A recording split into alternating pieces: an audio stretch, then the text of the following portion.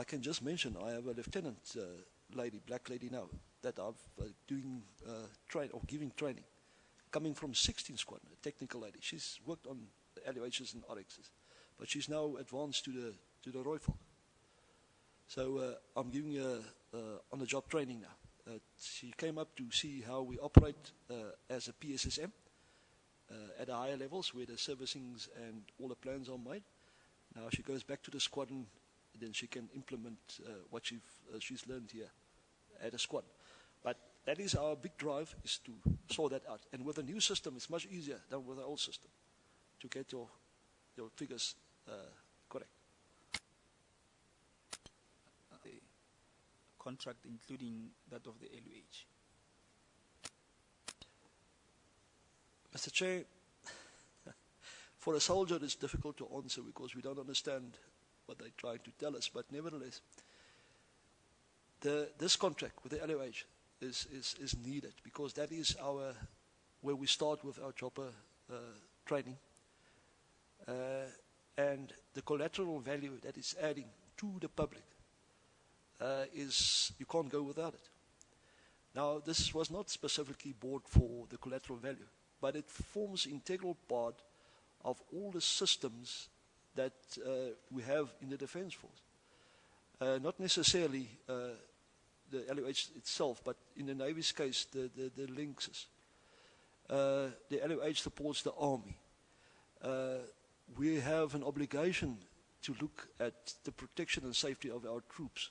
I'm referring to casualty evacuation, etc., etc.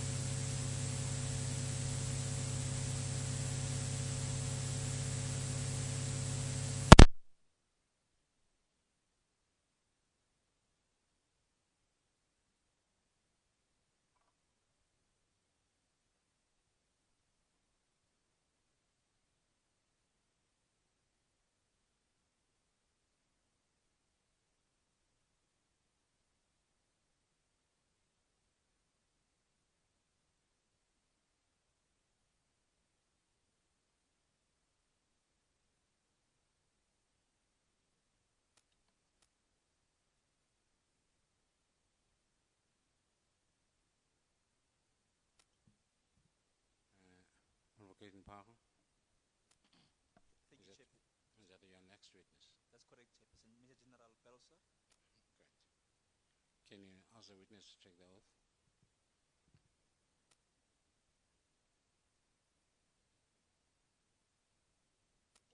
No, I do not. Do you swear that the evidence you are about to give is the truth, the whole truth, and nothing but the truth? Raise your right hand and say, so help me God. So help me God.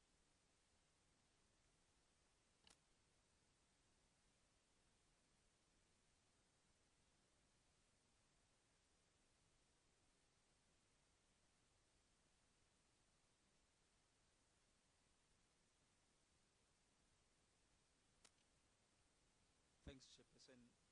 Major General Pelser will give evidence from bundle H, and that's the only bundle that we're going to use for this for his evidence.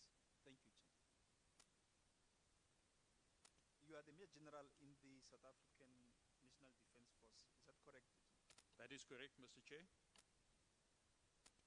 For the purpose of giving evidence before the Commission, you have prepared a statement, and on page 4 of the bundle, is that your signature?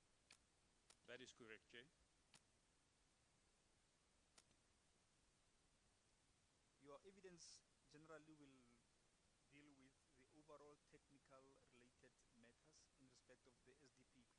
correct, General? That is correct, Chair.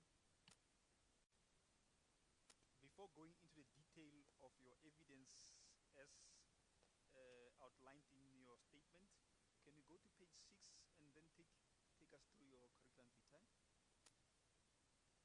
Certainly, Chair. I think it's clear from your CV that you are happily married with, Yes, I have 2 children.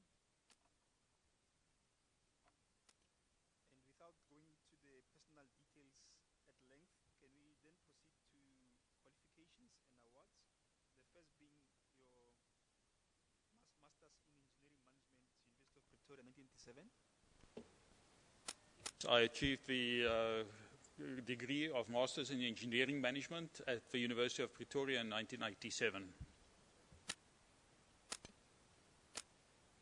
Are you modest, General? I see you achieved it cum laude.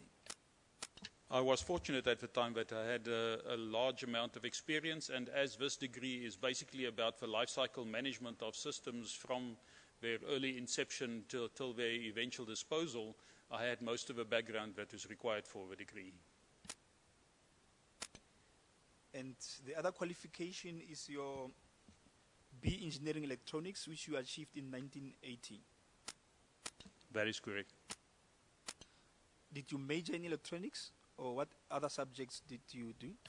Yes, this degree started off as a degree in electrical engineering, and during my first year, the degree in electronic engineering became available, and I switched over to electronic engineering. Therefore, all the subjects are directed towards eventually producing an electronic engineer. However, the early subjects are common for most engineering degrees.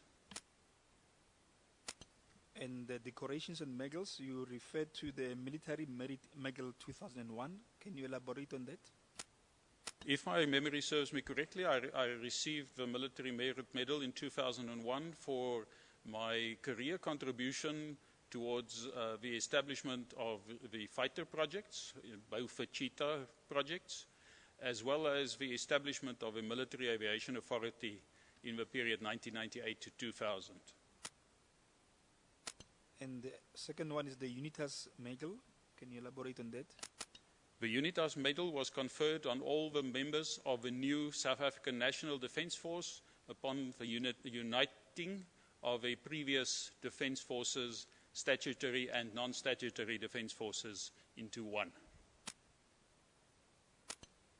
The gold, the Good Service Medal, silver and bronze. These medals are conferred upon members who provided meritorious service for 10 and 20 years, respectively.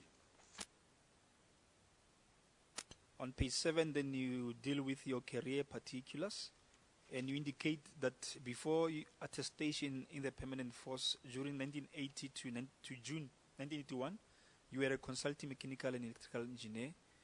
Can you take us through that period?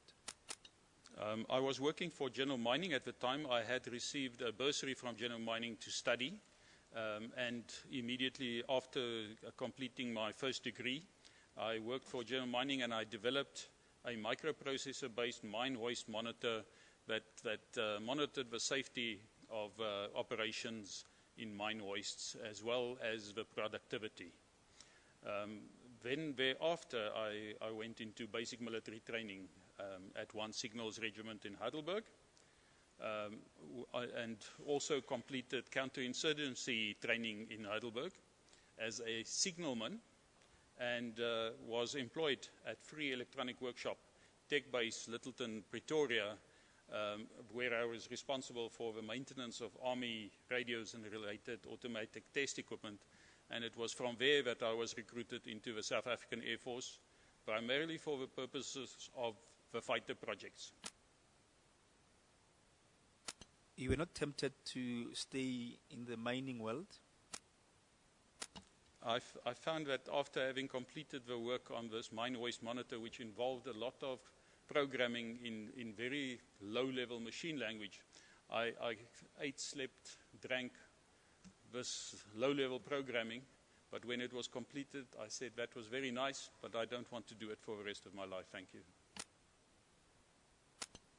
Now, after attestation in the permanent force, January 1982, you say you are tested in the South African Air Force as engineering officer. Can you elaborate? As you will see in the rest of my testimony, engineering officers are responsible for the creation of systems, the optimization of capabilities, and the optimization of support for systems. And the intent with my attestation was to get involved in the fighter programs of the South African Air Force.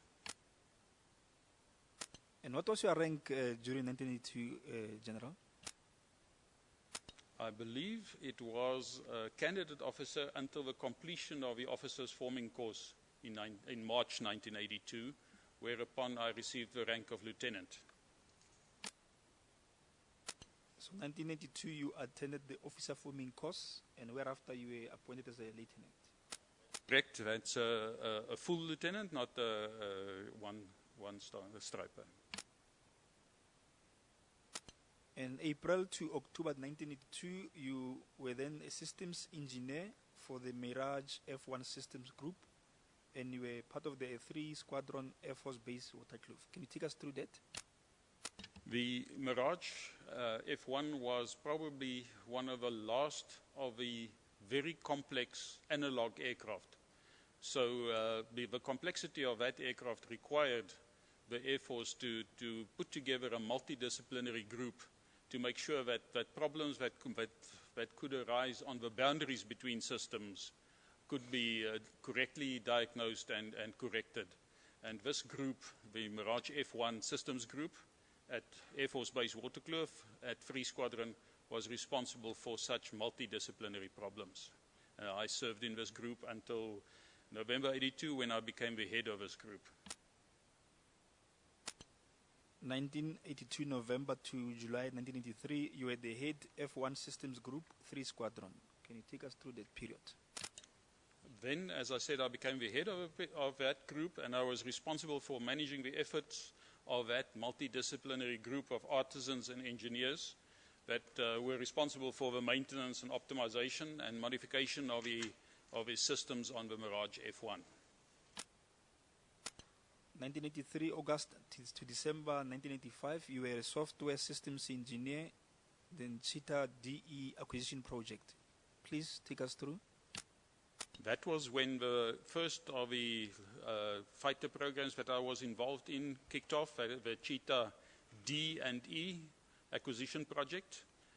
I was involved as a software and systems engineer, and as such I was responsible for the specification, the design, the development, qualification and acceptance of the avionics on the Cheetah D&E, including the support of the avionics on that aircraft.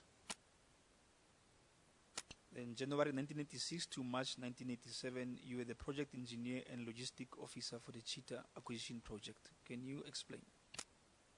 At that stage, the delivery of the aircraft started, and we were preparing for the receipt of those aircraft at both Louis-Trichardt and now Makado Air Force Base and at Air Force Base Hoedspruit. I was responsible then for establishing the logistics support system for the Cheetah D&E, which included multiple servicing centers, maintenance units, depots, and multiple contracts with industry. In April to November 1987, you were the SO1 Engineering Avionics, then Air Force Headquarters. What is the SO1, General? I apologize for the abbreviation. It stands for Staff Officer 1, and it typically refers, if I'm correct, to a major level appointment. And in this post, I was responsible for engineering of avionics, including the development, the optimization, and the support of Air Force avionics, which then also included the technology development projects for Air Force avionics. December 1987 to June 1988, then you were the SO Engineering Avionics, Air Force Headquarters. Can you explain that? At this time, I was responsible for all engineering avionics in the Air Force, including, and then also including all Air Force technology development projects, not only avionics. July 1988 to December 1981, you were then the systems logistic engineer, Cheetah C acquisition project. This was the start and the main development phase of the second large Cheetah project, that for the Cheetah C, which was the fighter variant of the Cheetah. And in that, I was responsible for the specification, development, qualification, and acceptance of the avionics support segment of the system, meaning the maintenance capability for the Cheetah C avionics, including the material resources, the organizations, facilities, manpower, contracts. And throughout, I was also responsible for the reliability, availability, maintainability, testability, all of us together being essentially the supportability of a Cheetah aircraft. And then from January to December 1992, you were then responsible for the Cheetah C implementation manager at the Air Force Base Louis Trichardt. Can you take us through that? In this period, it was the delivery period for the Cheetah C. All the aircraft were being delivered to the Air Force Base Louis Trichardt, now Mokado, and I was responsible for the implementation of a system there, meaning all of it coming together, the correct facilities, the correct manpower, the correct spares, the aircraft being delivered and accepted, all the test equipment being installed, the manpower going on courses and being inducted into the system. Now, in your CV, you mentioned Cheetah C, Cheetah DE. What is that? The Cheetah D was a two-seater, mainly ground attack aircraft, although it had a secondary air-to-air role. The Cheetah E was a one-seater multi-role aircraft, but mostly on the air-to-ground role, with a secondary air-to-air role again. And the Cheetah C was an optimized air-to-air variant of the Cheetah. Then in January 1993 to January 1997, you were the Chief of Avionics Engineering at 5 Air Depot AFB Waterkloof. Can you take us through that? In that post, I was responsible for the specification, development, qualification, production, and acceptance of Air Force avionics, excluding electronic warfare systems, and also responsible for the internal design work on Air Force avionics, meaning work that we did ourselves that was not contracted out. And then February 1997 to December 1998, you were the SSO Electrical Engineering as the Senior Staff Officer. Yes, that's correct. At the Air Force Headquarters. Can you take us through that? Chair, at that time I was responsible for all electrical and electronic engineering in the Air Force and the management of all Air Force technology projects and the related budget for technology projects. January 1999 to December 2000, you were the Senior Staff Officer, Military Aviation Regulation. What did that entail? Chair, at the time I was responsible for the development of all the rules and instructions governing the specification, the design, the development, the qualification, production, acceptance, operation, maintenance, and disposal of defense aircraft and other air systems from a technical airworthiness viewpoint, and similar regulatory requirements governing operations, operating and support organizations, facilities, and individuals. I was also responsible then for the development of the components of a military aviation authority within the Air Force, which, like the Civil Aviation Authority, is responsible for the regulation of aviation, but military aviation in this case. In January 2001 to 30 June 2008, you were the Director Engineering Support Services Chief Logistics. Can you take us through that, General? In this post, I was responsible for the strategic management of systems and other engineering, maintenance, fire and rescue services, and munitions, ammunition in the whole of the Department of Defense. But at the strategic level, which means strategy, policy, strategic monitoring, and control. Was it limited to the Air Force, this post, or was it overall South African Defence Force? This was applicable to the whole of the Department of Defense. And on 1 July 2008 to 30 September 2010, you were the Director Logistics Management, Chief Logistics. Can you take us through that? This post is responsible for the coordination of the of logistics strategy, logistics planning, logistics policy, internal controls, information systems, and logistics risk management, reporting, compliance, etc., throughout the whole of the DoD, all logistics in the DoD. And from 1 October onwards, you were appointed the Chief Director, Force Development and Support, South African Air Force. Can you take us through that? In this post, in which I have been since 1 October 2010 and in which I still am, I am responsible for Air Force maintenance, engineering, supply, bases, airworthiness, and human resources. We'll later deal in detail with these responsibilities. Then you also did the courses, Officer Forming 1982. Can you take us through that? That is the course in 1982, which takes you from a candidate officer to a qualified officer, and upon which I then reached the rank of full lieutenant. And then is it in initial navigation systems and software, 1984 and 5?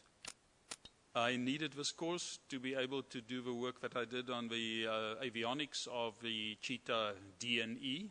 I studied inertial navigation systems in depth because I was involved in the software of a Cheetah D&E, and it was required to be able to understand that software. Where was the course offered, General?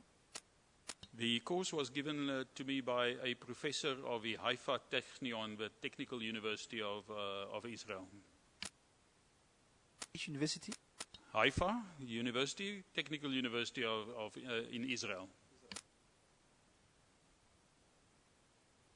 Was it a full-time course?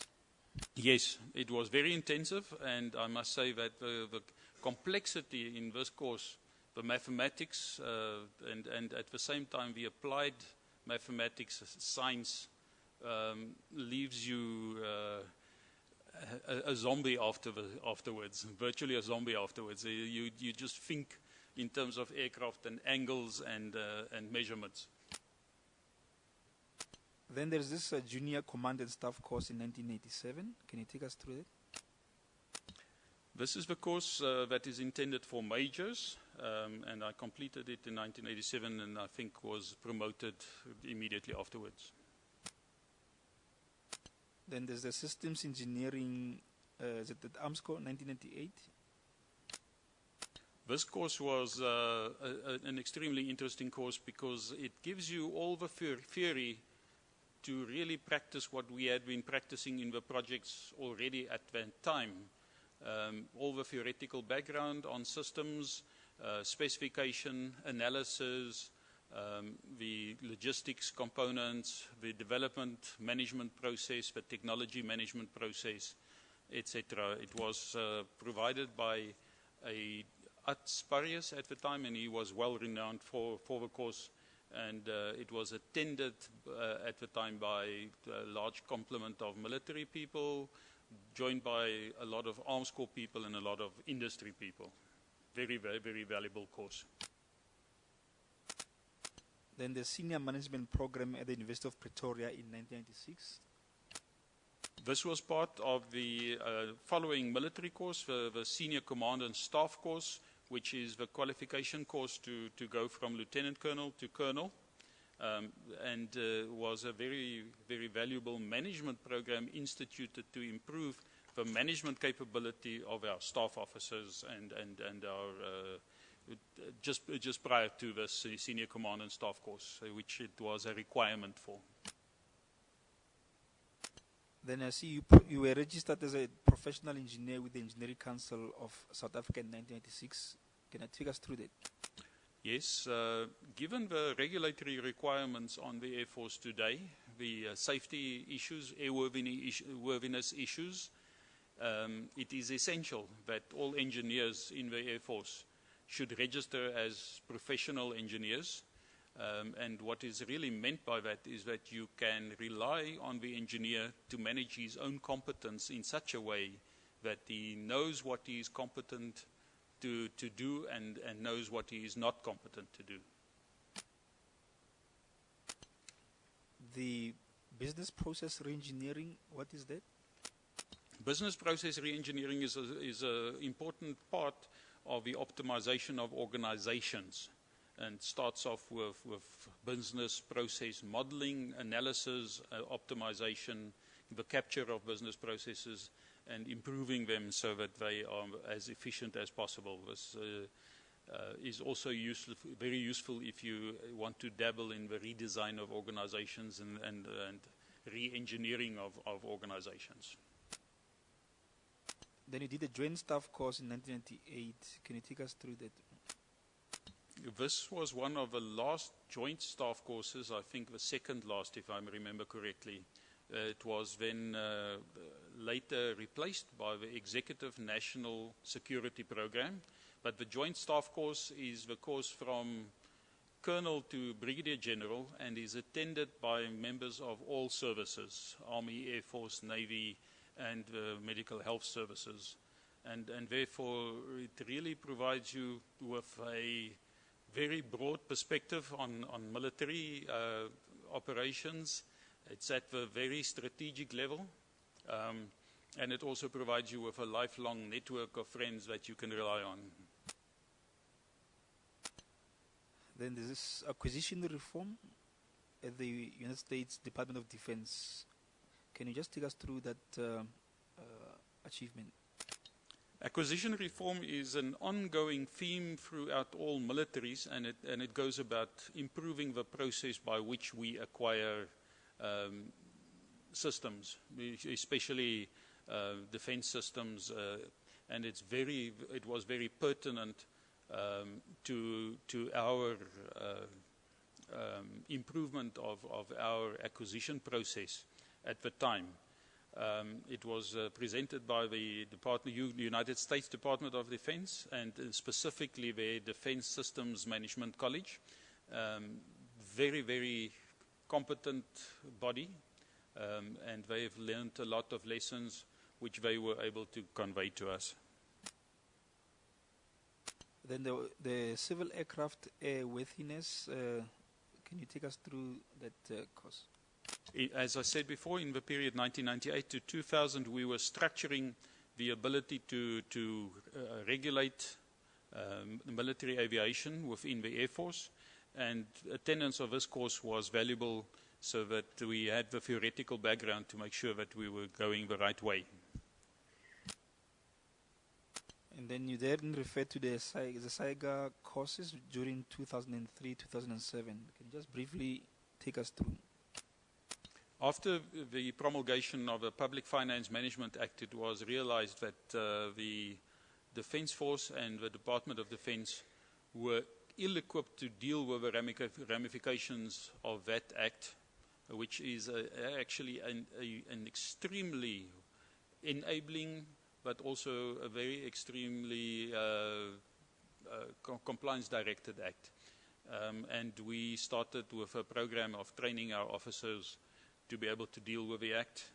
The specific courses that I attended were the foundation course on the Act, revenue, expenditure, asset and liabilities management, internal controls and risk management, and performance management, and it was very useful to be able to deal with the compliance issues which we face on a daily basis.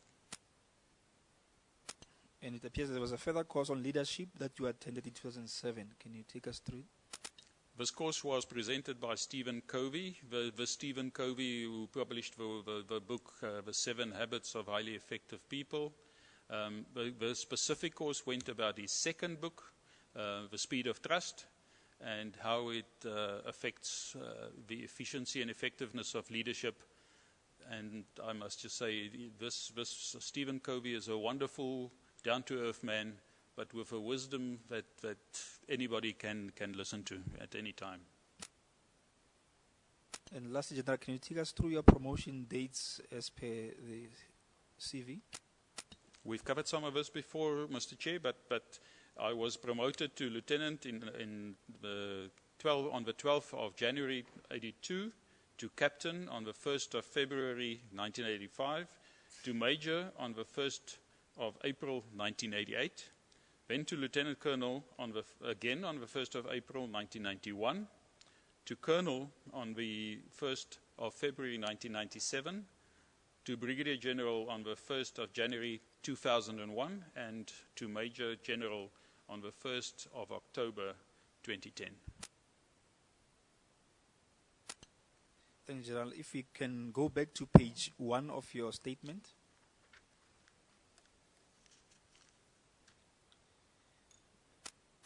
You indicate that you're the Chief Director, Force Development and Support currently, and you're responsible for the overall management of the Air Force technical, engineering, and supply capabilities, base support, human resources, and a technical awareness of the aircraft since October 2010. Is that correct? That is correct, Mr. Chair. When you refer to the base support, how many bases are you referring to? We have 9 bases. And all these 9 bases fall under your control? No, the Directorate Base Support Services fall under my control, and they are responsible for providing support to all those 9 bases, but the command chain for those bases, in the command chain they fall under the General Officer Commanding Air Command. And when you say that you are responsible for the technical engineering and supply capabilities, what does that mean? The Air Force's technical capabilities include maintenance and limited manufacturing capability, meaning that I am responsible for the overall management of that maintenance and limited manufacturing capability. The engineering in the Air Force is responsible for the optimization of systems, the monitoring of systems, and supply is responsible for a lot of commodities, for example, rations, uniform, etc. And human resources, what responsibilities are those? The Director Human Resource Services reports to me, and he is responsible for the whole of the life cycle of our human resources, meaning from when we acquire the human resources through recruitment, appointment, then the career management, the succession planning, and the eventual redeployment, retirement, etc. of our human resources throughout.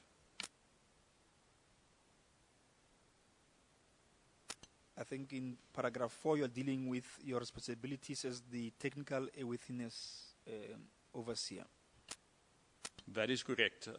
The Occupational Health and Safety Act requires the Air Force to reduce the risk of military aviation, and I quote, to as low as reasonably practicable, meaning that you can never reduce the risk of military aviation, especially military aviation, to zero, but you should do what is reasonably practicable to do.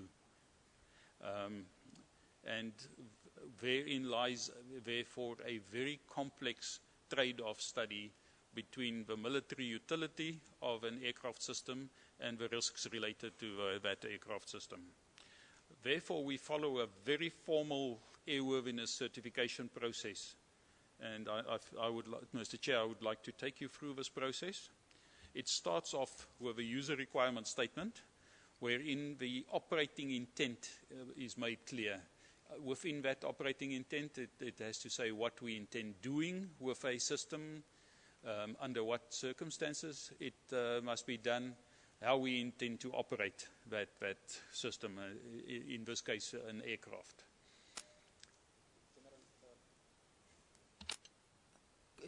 Colonel Viljoen has taken us through the URS system. Is it the same thing that you're referring to here? It's the same thing, but now you are selecting certain information from the user requirement statement and determining the impact on the safety of the aircraft. And that allows you to start, for example, a preliminary hazard analysis, the next step in this process. That hazard analysis is then maintained throughout the life of the aircraft. You may proceed to take us through the process. Thank you. Once the user requirement statement has been analyzed and the hazard analysis initiated, the certification basis for a new aircraft or a new acquisition is determined. This may have already been determined if it is a military off-the-shelf or commercially off-the-shelf aircraft. If it is a new development, then we have much more control over the certification basis. By the certification basis, we mean the set of airworthiness standards that this aircraft must comply with. Having determined the certification basis, a certification plan is compiled, and within the certification plan, it will show how this program will show compliance to all the requirements of a certification basis. This is known as the means of compliance, which may be demonstrations, test, analysis, whatever. It is then planned, and the compliance program then starts.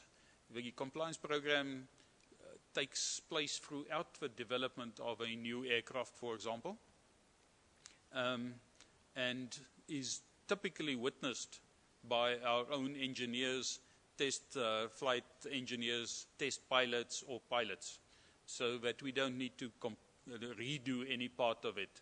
So you will have heard throughout the testimony being the words developmental test and evaluation being used. Typically, the developmental test and evaluation is done by the design authority or the original equipment manufacturer and witnessed by ourselves. And meticulous record is kept of that witnessing.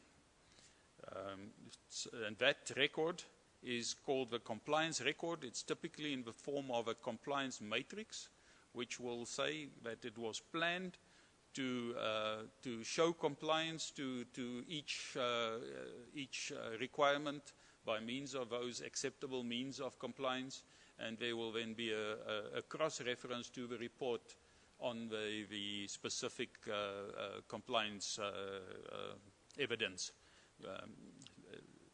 showing that compliance. This compliance record, once it is completed, you are in the position to analyze the overall compliance, analyze the overall airworthiness of the aircraft, and then prepare airworthiness documentation, which would typically show in what roles an aircraft is safe to employ and under what circumstances it is safe to employ. All of this evidence would be presented to the Military Airworthiness Board, which is chaired by a senior engineer, in this case a senior test flight engineer, but also consists of test pilots, other engineers, other pilots, and they together form a competent body who are able to listen to the evidence and apply their minds to the airworthiness and to determine whether we have indeed succeeded in reducing the safety risk to as low as reasonably practicable. If the Military Airworthiness Board is satisfied, then it grants an airworthiness approval in the form of a military type certificate. Often first an initial military type certificate, maybe with some limitations, so that the operational test and evaluation can be completed, And once the operational test and evaluation is completed, we have sufficient information to grant a full military type certificate. Now, General, this airworthiness test project is done immediately upon delivery of the aircrafts, or at what stage? No, it is throughout. The moment we start such a contract, and even sometimes before, you can start with planning the airworthiness process. You can start with specifying the airworthiness requirements.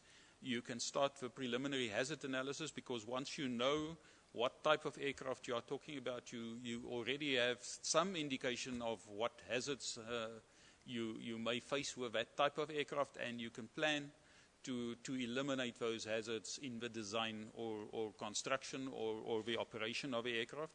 And throughout the development, the design of the aircraft, all the design information, all the design analyses, etc., are collected and together eventually form the part of a body of evidence. And then as the design is completed, the prototypes are constructed, then the prototypes are tested. That's developmental test and evaluation. Once again, the evidence is gathered during developmental test and evaluation, meticulously documented. We know exactly which risks have been identified and how they have been mitigated through the development and the design. Once the production starts, you may have initial production of the first articles and inspection of the first articles afterwards. But throughout production, more evidence would be acquired. Most important during production is to acquire evidence that indeed the production aircraft are the same as the prototype aircraft, and they are according to the design instructions.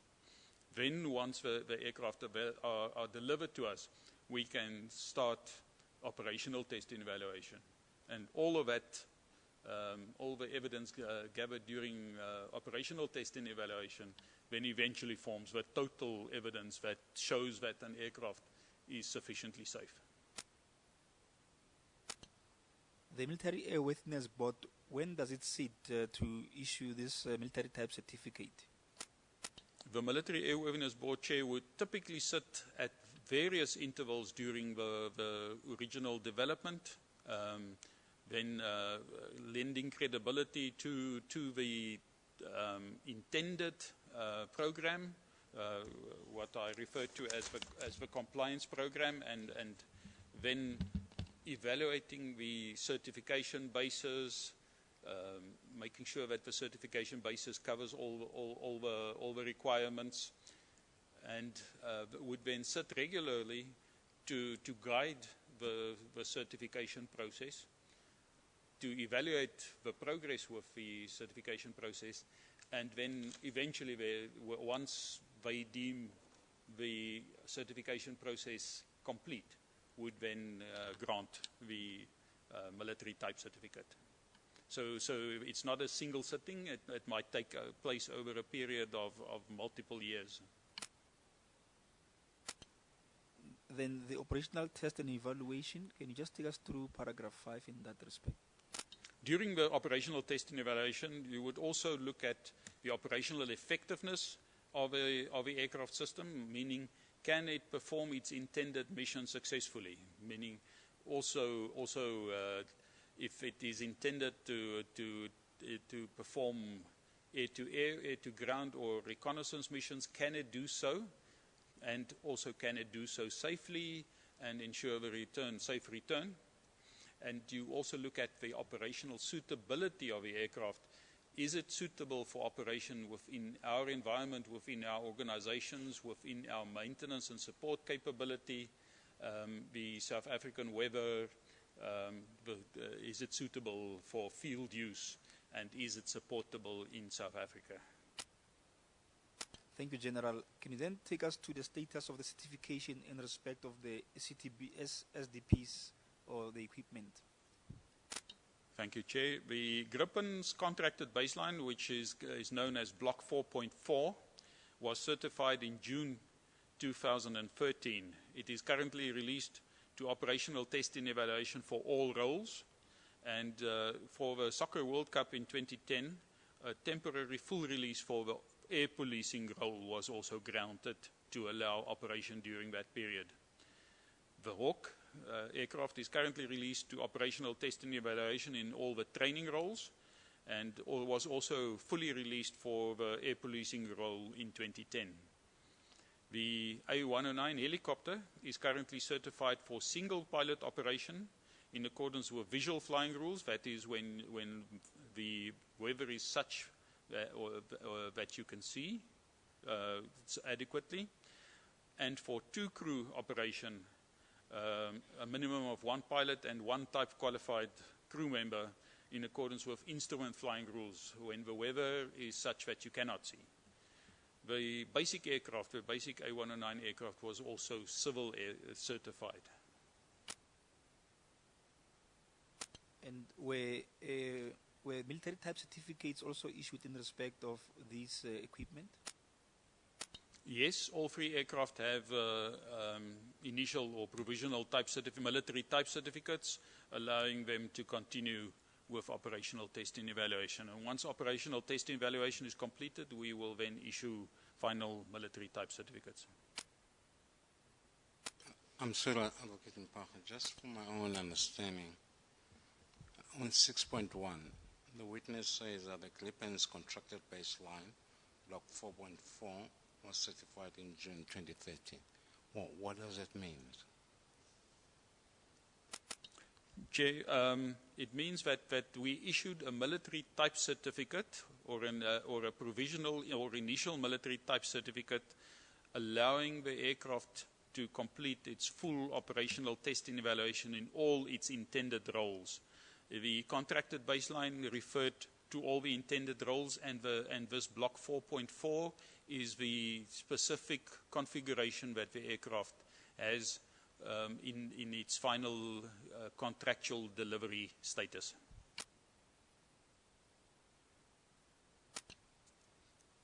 Meaning that is the process in respect of the operational test and evaluation completed?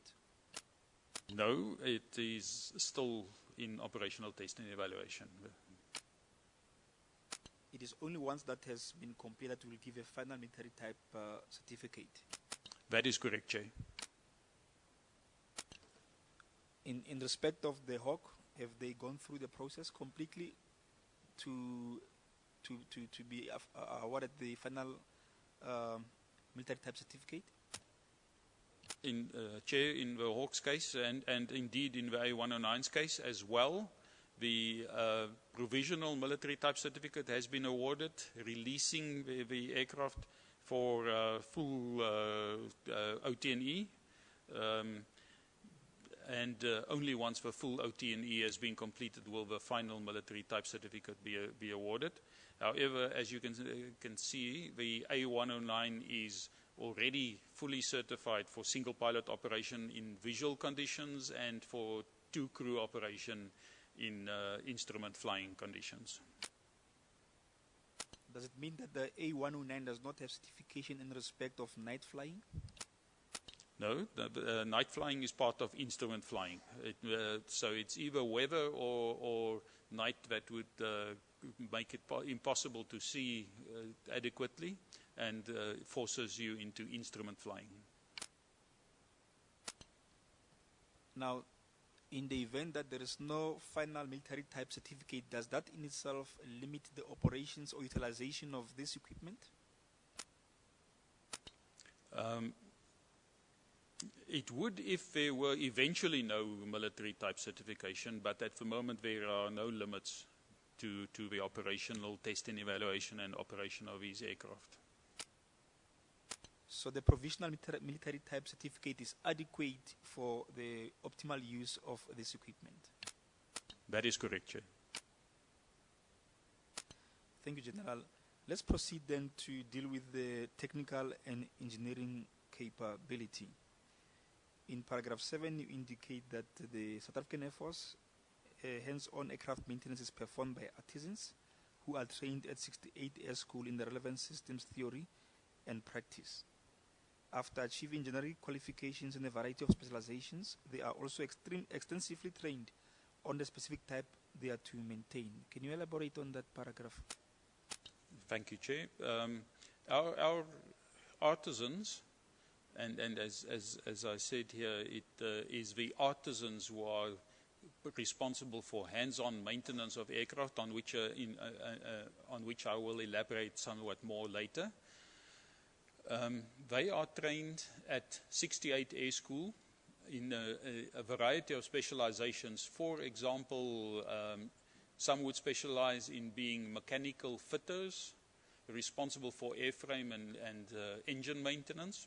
Some would specialize in instrument, radio, radar. There's about 7 or 8 specializations.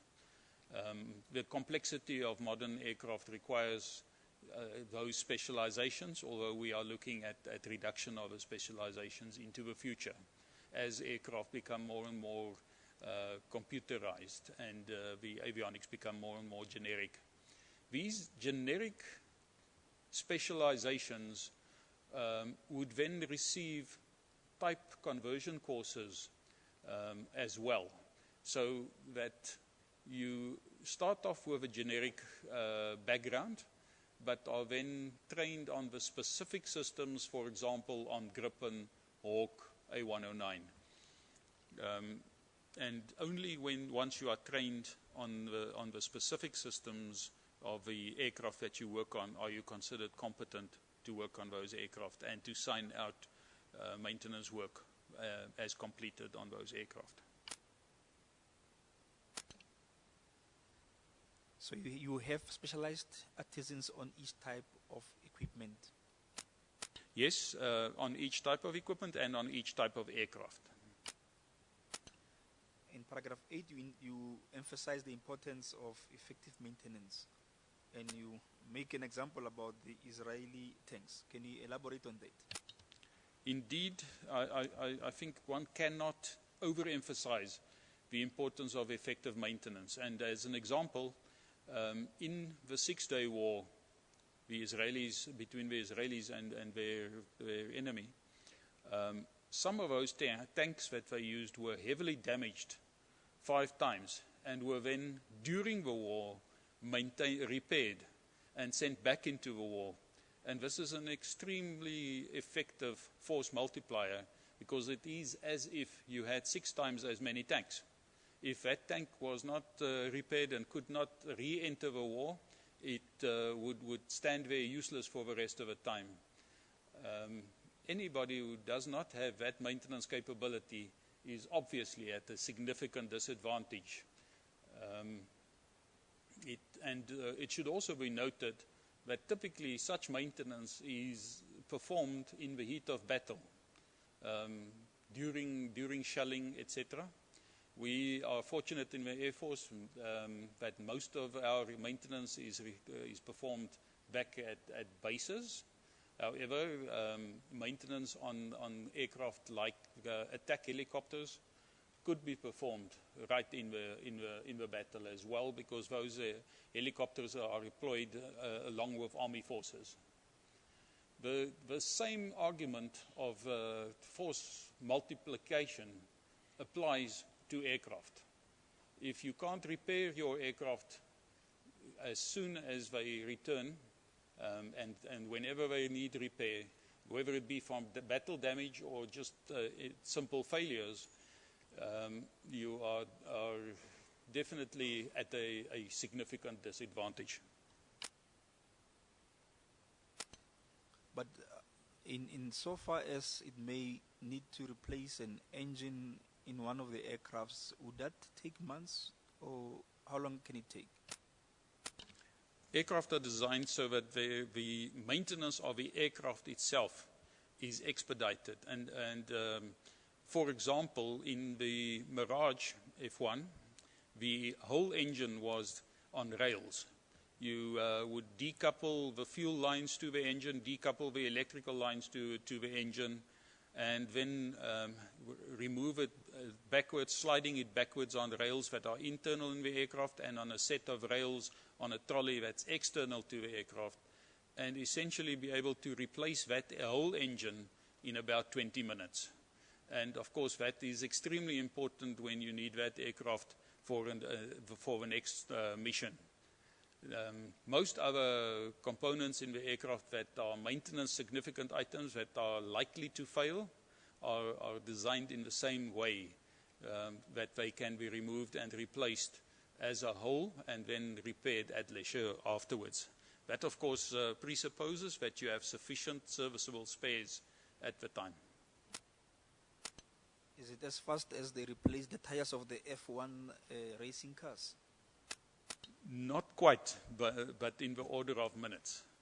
You would typically be able to replace a line replaceable unit or a black box from an aircraft in 10 or 15 minutes. Then in paragraph 9, you indicate that the South African Air Force has sufficient aviation-related artisans, and they also indicate the post-qualification experience and the retention. Can you just take us through that paragraph, General? Okay. We currently have sufficient aviation-related artisans for 90% of our aviation-related artisan posts. We are fortunate in that their post-qualification experience is currently more than 10 years, meaning that they are very competent. And this is due to the fact that we have had excellent retention in the past couple of years, very low rates of turnover in our aviation-related artisans. And when I say very low, anything below 5% would be low. And this is partially the result of a special technical allowance that we instituted in 2002, which has incentivized our artisans to remain within the Air Force. And you also mentioned that the maintenance is managed internally by the technical officers, and also that the artisans who show aptitude for management and command, they then proceed to be training officers. You indicate the technical officers to be about 80% of posts, and the retention being good, although there are a number of junior resignations. Can you just take us through that? The maintenance is typically managed by technical officers. As we said, it's executed by artisans who are non-commissioned officers, and the maintenance management is performed by the technical officers, starting from second lieutenant upward. These technical officers are selected from the artisans typically, but may also be trained in other ways, for example, from technicons. And they are selected for management and command aptitudes. We currently have sufficient technical officers for about 80% of our technical officers' posts, and the retention is once again excellent, except for the most junior technical officers, where I would say the retention is good. We have a turnover in the order of 5% there. These numbers in total between the artisans and the technical officers are definitely sufficient for our aircraft maintenance needs at the current required readiness levels. In paragraph 12, you deal with the graduate engineers that are employed, the challenges experienced with their resignation, and can you just deal with that in detail, General? As I said before, we employ graduate engineers to optimize military capabilities, to optimize military systems, and also their support, and to monitor aircraft fleets for aging, obsolescence, airworthiness challenges, inter alia. We only have sufficient graduate engineers for 44% of the graduate engineering posts, and this is the result of an unacceptably high resignation rate of 22% per annum that we experienced over the past year and a half. And therefore, the average postgraduate experience of our engineers is only about 5 years.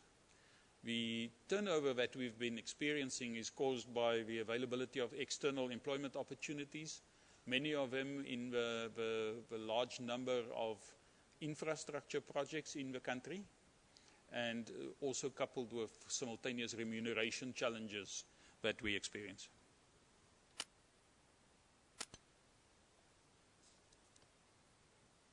And these resignations by the graduate engineers and some of the technical officers, does it not affect the technical or the readiness in terms of maintenance of the equipment?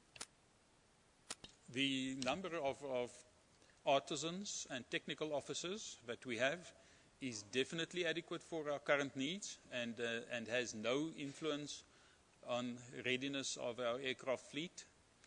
However, the number of engineers is definitely inadequate, and we will definitely be taking action. However, the engineers are more employed in longer-term activities, optimization activities, monitoring activities, which will not show up in the short term, but could affect our effectiveness or our economy and efficiency into the future. Then you referred to the replacement training program in paragraph 13, which is underway. Can you take us through that? Chair, we have learned through hard experience that we have to continuously replace our technical personnel.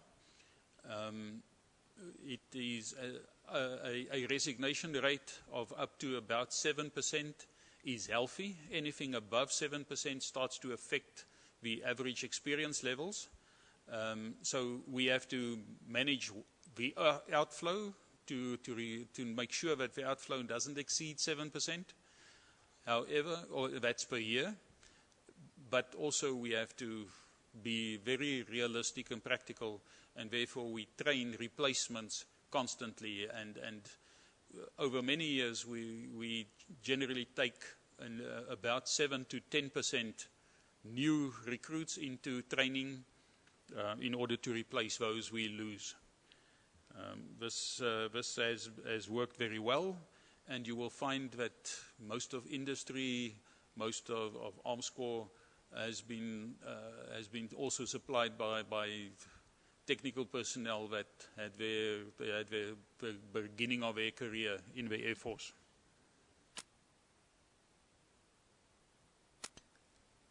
And you indicate that the work that is beyond the South African Air Force own capability is outsourced. Can you just take us through that? As you may expect, the work on aircraft systems is extremely complex. It requires a very wide variety of expertise and specializations. And you may not be able to maintain certain specializations forever. Then on occasion, therefore, you are forced to outsource work, and that would be done through contracting.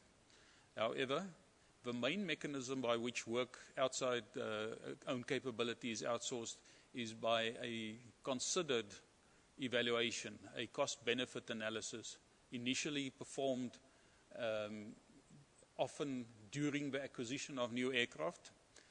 You would consider the rate at which a specific piece of equipment would fail, and then determine whether it would be more economical to buy more spares of that equipment and send the spares away to industry for repair when the units in the aircraft fail, or would it be more economical to provide and invest in own capability. Today's aircraft become more and more reliable, and therefore the scale is swinging.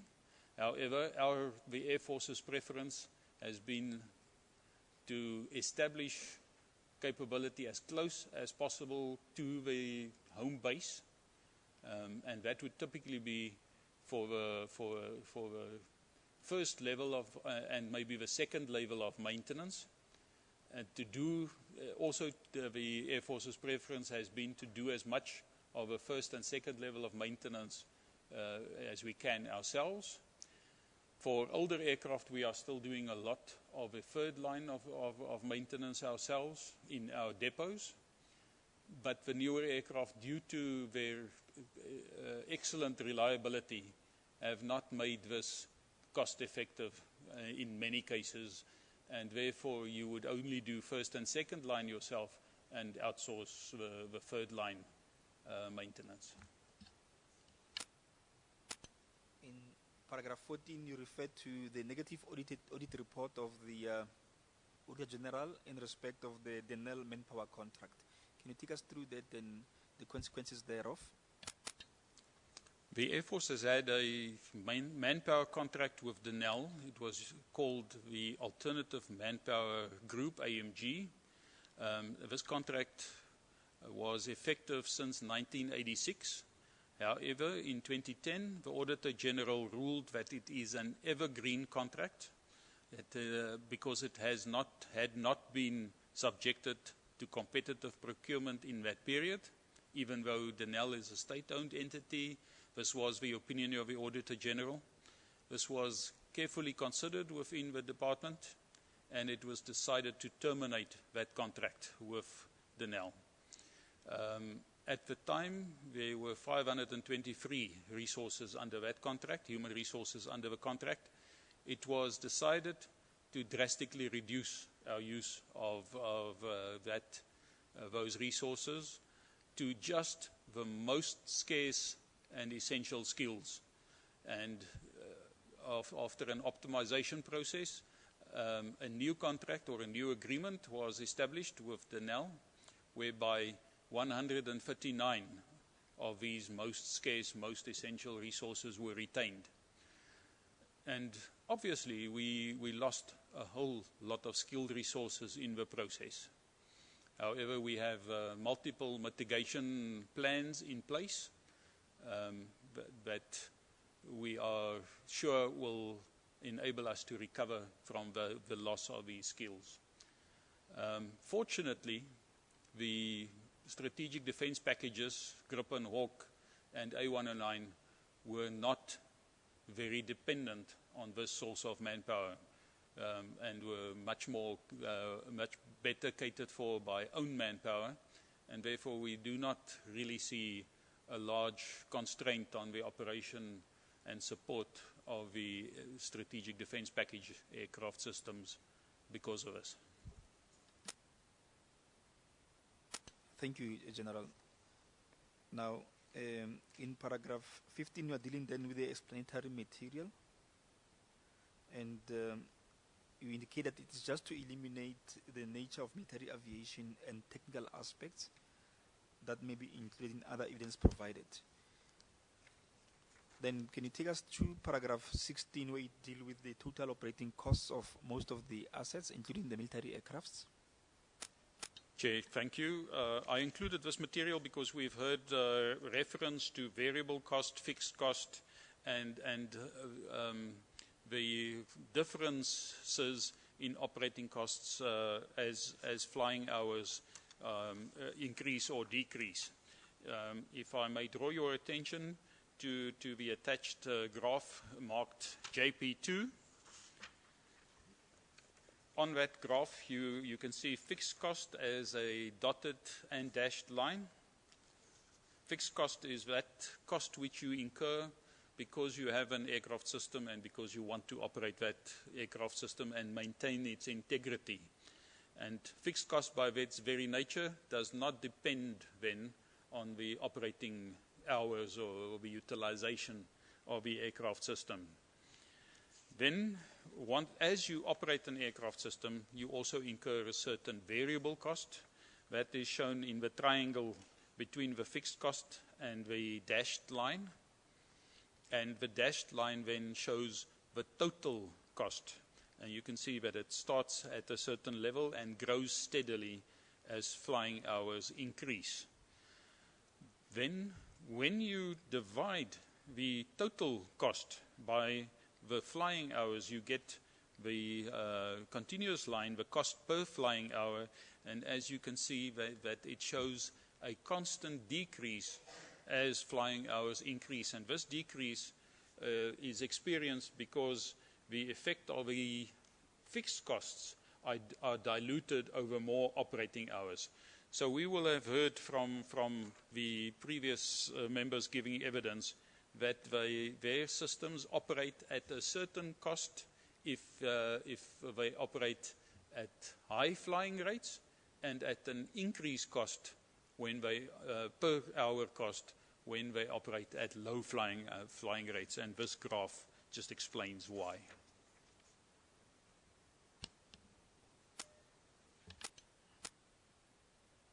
The more the flying hours, the less the cost.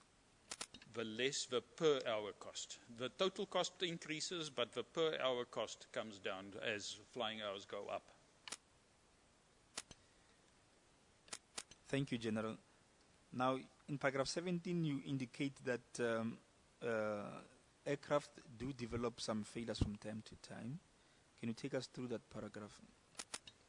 I included this paragraph, Chair, just to show how aircraft are supported. As all other man-made artifacts, aircraft fail from time to time. However, they are designed such that no single failure should result in a catastrophic accident. The rate of failure is determined by the reliability of the aircraft, typically expressed as a mean time between failure. And as I said before, modern aircraft are much more reliable than their predecessors, and therefore their mean time between failure is higher in flying hours between failures. When an aircraft fails, the repair is normally performed at multiple levels. When the aircraft returns, you may have early warning either through the radio or through a data link as to what failure has occurred, and typically the correct crew with the correct ground support and test equipment and with the correct spares would then meet the aircraft when it returns in order to make sure that it is repaired as fast as possible. Such a repair is then effected by firstly diagnosing what component has failed, determining it down to the component. By component, I mean something like a computer box, a black box, so-called, or in technical terms, a line replaceable unit. And that line replaceable unit is then replaced by another that is just like it, completely replaceable, form, fit, and function replaceable, and serviceable. And once the faulty line replaceable unit has been replaced, the aircraft would be fully tested and declared serviceable and ready for flight again. That line replaceable unit typically would be returned to a workshop, which preferably would be on the base.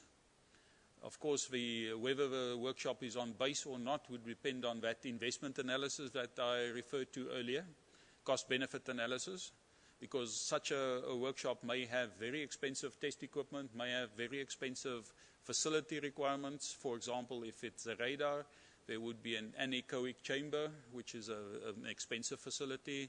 If it is an inertial unit, inertial navigation unit, there may be an inertial platform, which is isolated from the rest of the environment, shocks and vibrations in the rest of the environment. So investment in such a facility could run into millions. And at that facility, that line replaceable unit would be tested, and the failure in the line replaceable unit would be isolated to the faulty shop replaceable unit, workshop replaceable unit. And it's easiest to think of us as a computer black box with computer circuit boards inside. You decide among the 10 or more circuit boards inside which one has failed, and it is then replaced by a serviceable shop replaceable unit or such a circuit card, completely replaceable unit, exactly the same item. And once again, the line replaceable unit is then tested on a test bench and declared serviceable and returned to service probably as a spare, not back to the same aircraft. And that shop replaceable unit, now a computer card, is then returned to the depot or the original equipment manufacturer or some other certified maintenance facility for eventual maintenance, where the card is repaired to piece part level, integrated circuit, for example, valves or screws or whatever might be required in that component. This is done in this way so that the aircraft is very quickly released back to service, because such an aircraft could easily be worth 40 million or 100 million rand or more. Then the line replaceable unit is then repaired relatively expeditiously, because it could also be expensive. A typical line replaceable unit might be worth 1 million rand. And once you get down to the circuit card level, it's tens of thousands of rands. So you don't have very expensive assets lying around unserviceable. They must be returned to service as fast as possible. This discipline is called velocity management, to make sure that there's a high speed of turnover of these units. Then in paragraph 18, you talk about the faulty shop replaceable units, which are removed from the faulty LRUs and replaced with serviceable spares. So can you just take us through that? Yes, the faulty shop replaceable unit, that is the circuit board assembly, for example, and that is then taken to the intermediate level workshop, which, as I said, should be on the base to be repaired also by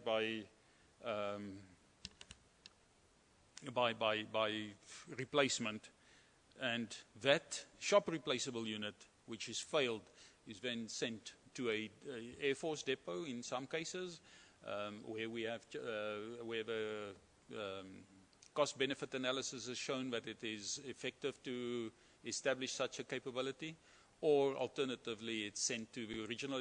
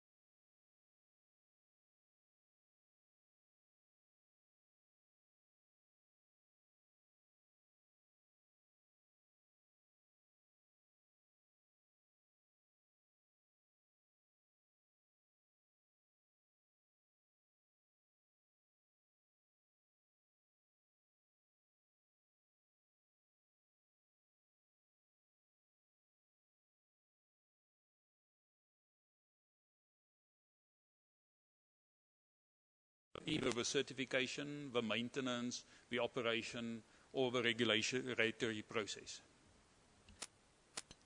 Insofar as the South African Defence Force has to meet its constitutional obligation, from the technical perspective, are you able to say that that mandate is achieved or can be achieved?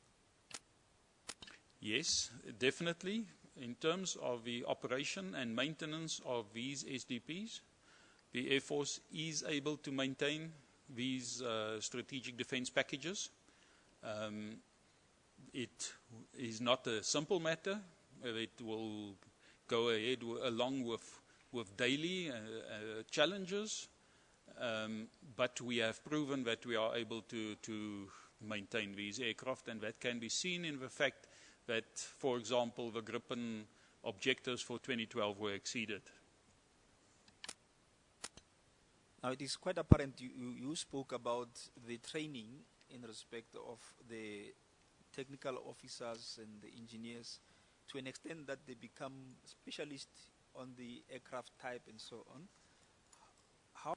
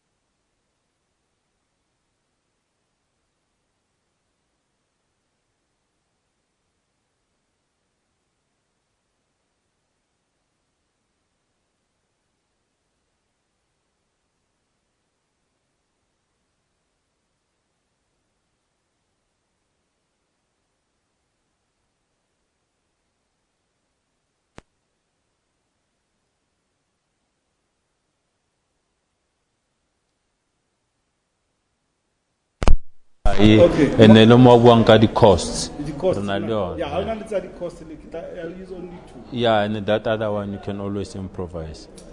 Rukubutse time code thing, and I check them. Yo, fanang fagel yo. Yageli light kancane ungadlali ngayo sisafe. Mara wena kumele wenze sure ukuthi lapho uma khona awuchief. Angishift. Intambo why Ngicela ngifake lento man yazi ngistay. Why tight manje le ntambo? Ora is better usundela ngaphanyana masifuna ibathi sound problem.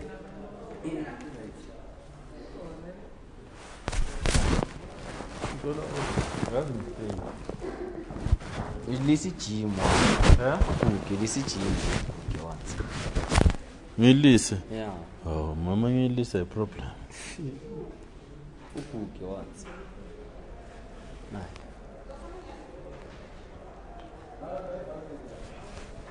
Kanti abantu bafuna manje bese crosswa manje. No, ngikutshelile ngathi ngithumela message. Ngithi ngo-force no crossing. You don't take your messages you. Umsebenzi uthumele 20 nawo phela message uthumele. Hayi, awazi ukusebenzisa. Yeah? 25 to 4. Yeah, but it's still a message. You have to move fast. I can't send it 3 hours ago.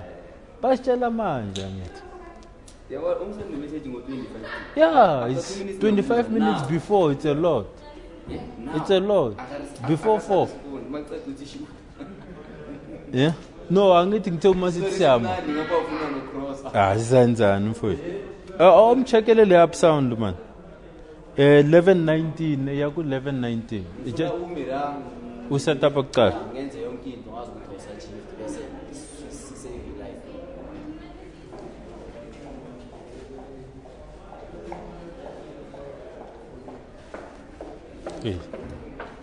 Le commission yakhula senemu office imuvele ngaphandle. Sebenzani?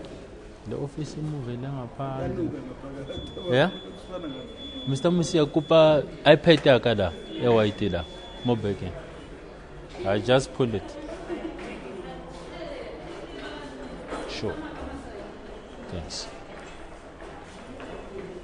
Yes, uza set up quickly then sikwazi ukumnika sound ne.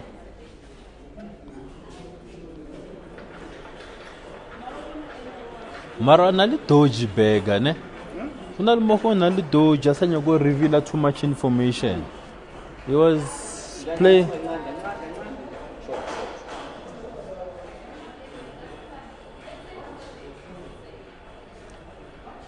Iko 19 minutes past 11 accident. Exactly. 19 past 11. Yeah, 11:90. Yeah? Ongezwa. Phone connector. Yeah, ongezwa manje. Okay. Maybe uvalele.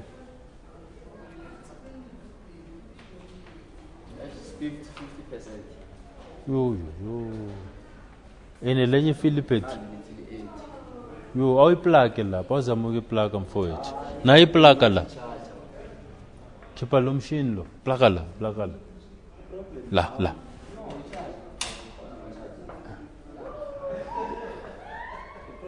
Izame la mfowethu.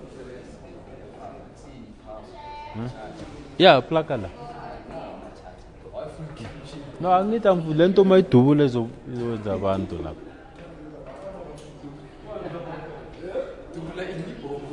Yeah, ayisebenzi nokusebenza yena.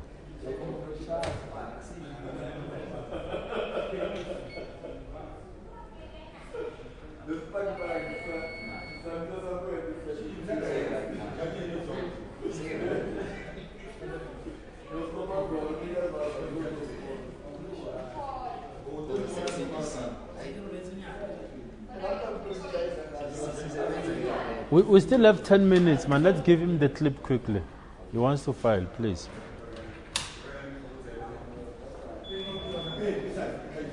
Let's sound your accident.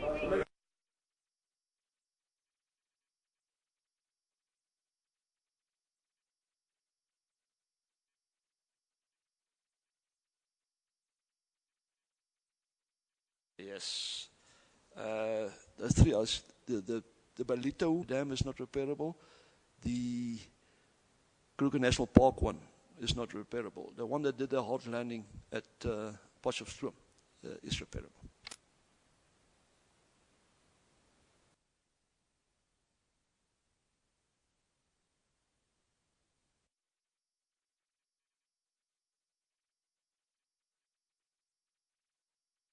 Well, not normally. That's practice that we train our people according to a curricular syllabus for different competencies. And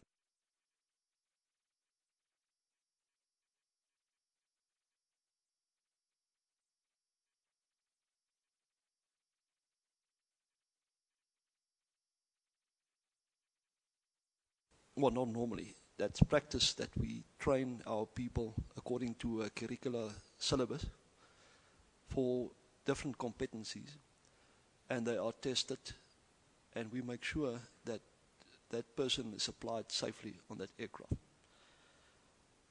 We had those accidents, which was very unfortunate. But like I've said, from management side, we are doing and we're implementing from time to time new, not measures, but training exercises to make flying more safely. Whenever we leave a person or task him to do a task, then we are sure that that person can execute that task. But you also have the human factor, and it is also the responsibility of that pilot, whenever he is applied in a role or task or asked to do things that he is not comfortable with, to decline it. So it's not nice to talk about this, but we had those accidents, and I can just say that in the case of the one accident that took place over the Woodstock Dam in KwaZulu-Natal, the Board of Inquiry finding was it was due to human error. Then we had an accident in Potchefstroom where the pilot did a very hard landing, and that was also due to human error. And then we had an accident in Balito, just north of Durban, where the initial indication was that it was due to tail rotor failure or malfunction. But the case is still pending as there is litigation involved. So I can't, it's basically sub judice. I can't reveal anything on this one further. But like was mentioned by my colleague General Bain, we are belonging to a user group through the OEM. So there are a lot of people flying the 109. So all these incidents that take place and possible technical problems, we are referring to the user group. And through the OEM, they are sending back corrective actions, etc., to fly the platform safely. So this was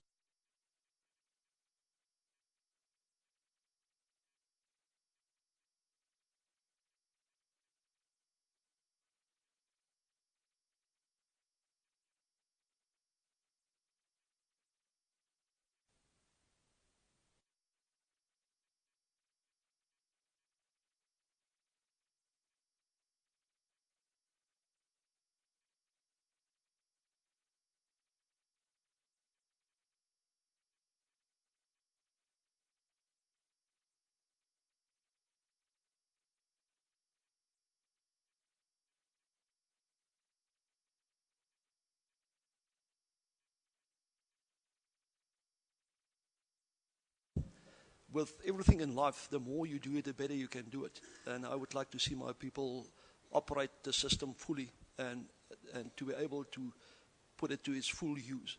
But with our measures that we've put in place by next year and after the OTE and with OTE has been signed off,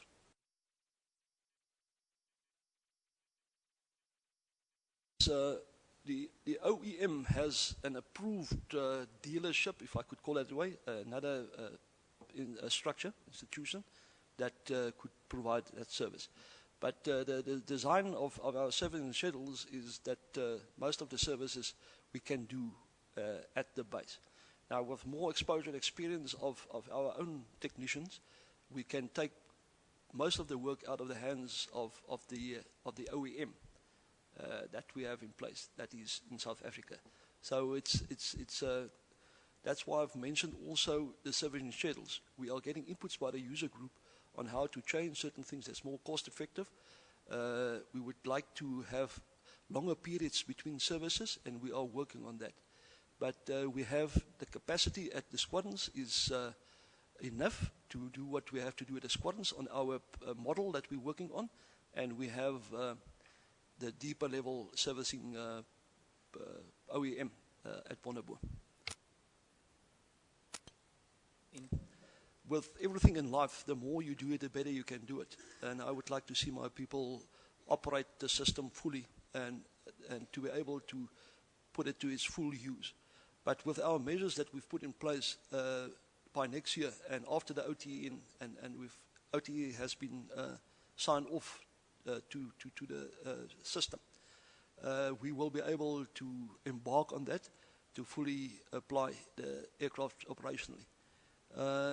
That is a problem at this point in time with the measures that we put in place, that the people are not exposed as they should be. But we've limited the numbers of people at the squadron, so next time or the next planning cycle, we'll address that issue. Ajit. Now in paragraph. See my shot now. You can see. All right. Who's speaking to us? Who's speaking to us? Who's going to be talking?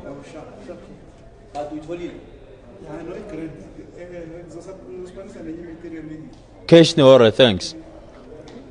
Sure, yeah. Gangster shit, yeah? Hey, how are you doing, Keshni? No. There's no guest. The assignment intro is there. The script is in assignment intro, ENPS, the one that I filed like 30 minutes ago. ENPS, ARMS, Johannesburg PM.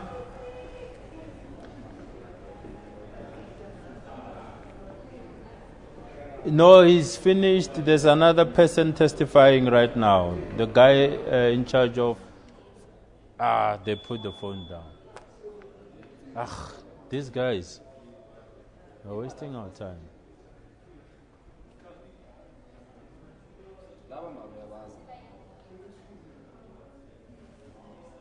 You know, siyekela my hearing inside, but wasn't the crossing. Khona manje ba drop on my phone.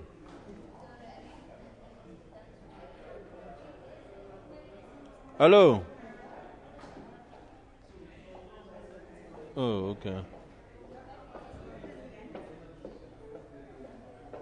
Sipho now. Oh, it's engaged now. What's going on? Hey, bafowethu, two amafoni aringa endlebeni yami. Kwenzekani la?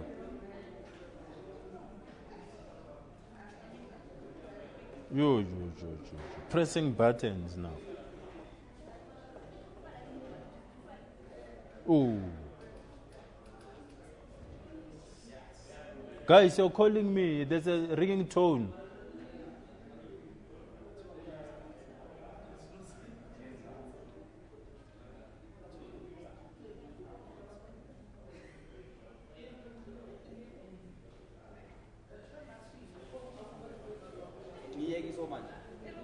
Yeah.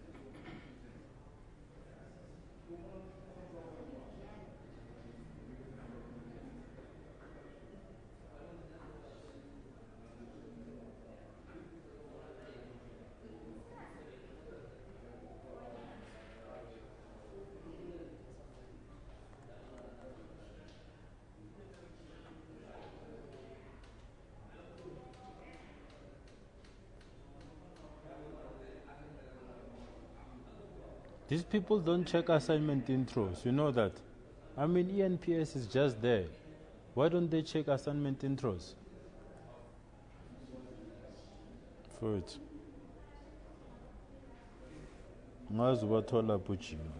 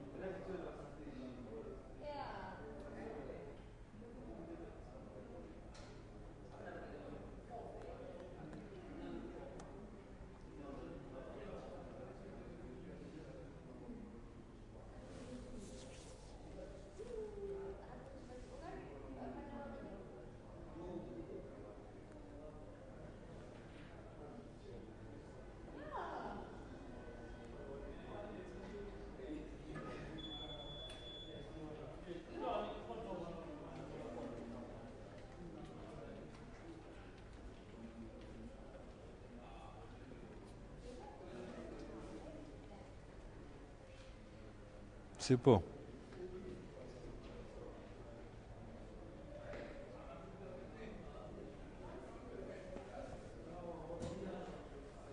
Yosef. Ngivale lento ntambo engabona.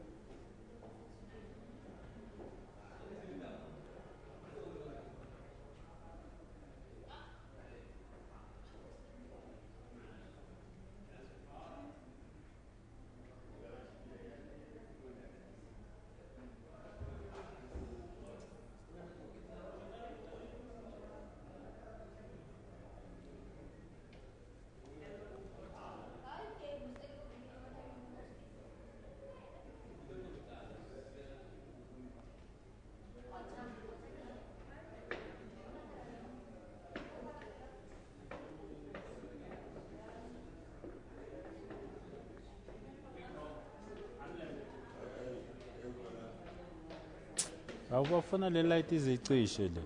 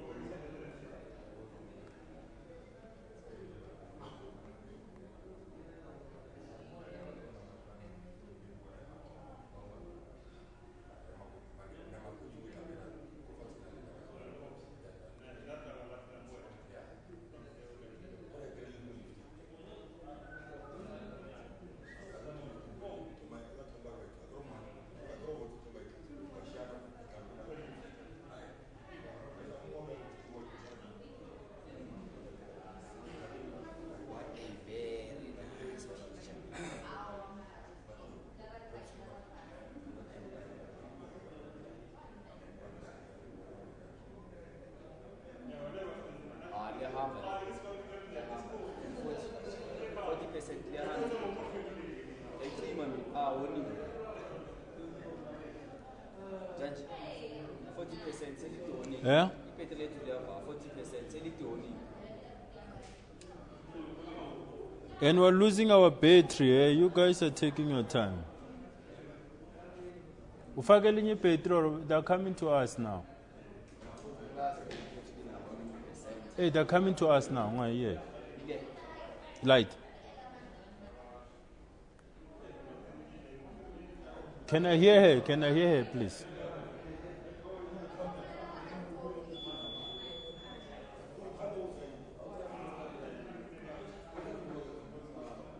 She sounds far, that woman.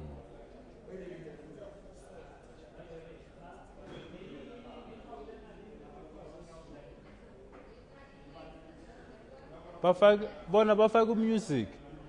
Petrol ya. Mali to warning kanje phela anytime. Yes, man. Why are you putting me on hold now? Yeah, we are putting music in my ear, Baba. Yes, I can hear you, dude.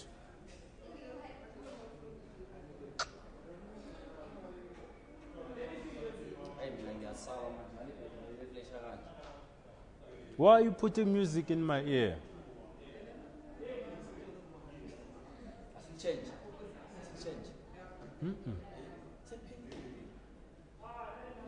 Change. Fast.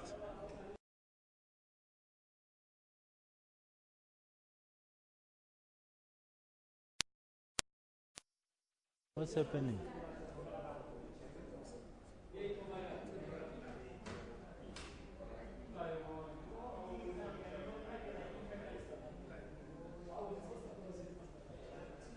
Yes. Why are you putting music in my ear, Baba?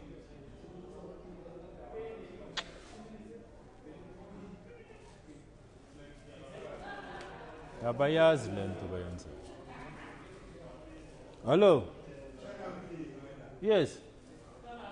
Yeah, but you're putting music in my ear, Baba.